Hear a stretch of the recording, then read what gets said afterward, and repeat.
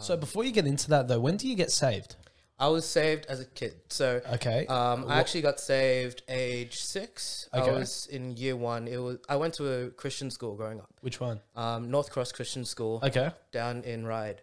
And it was a Easter service. And I remember the preacher preaching a message and saying, hey, if you're not saved, would you raise your hand? Did all that. And accepted the Lord as my savior at age 6. But I always say the story of I got saved then, but never really changed. Like, I was justified. I was saved by grace. I accepted the Lord as my savior.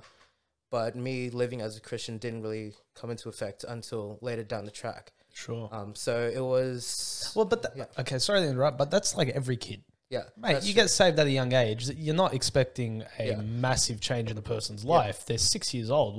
What horrible thing could they do? I got saved at 7. And it didn't take a massive, like...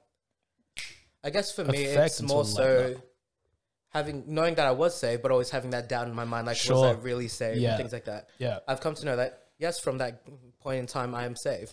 But it was... Once I actually started coming to the church, it was in my first year, it was 2012.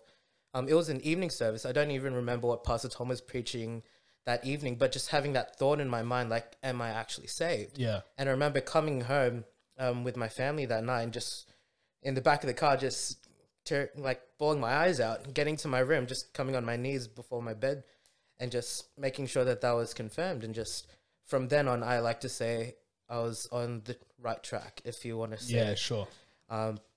So yeah, grew up in the church, was always around it, but it's always the thing where you say, like, you being in the environment doesn't mean that you have taken that step yourself. It's like the saying, oh, if you put an orange in a basket of apples, it doesn't make it an apple. Yeah, it's like imposter syndrome. Yeah, imposter syndrome, completely that. So for me, just wanting to make sure that I had that confirmed in myself and then going from there and just growing up in the church, it's just been a blessing, just having that heart for the Lord, having the heart to serve, and here we are now. I swear.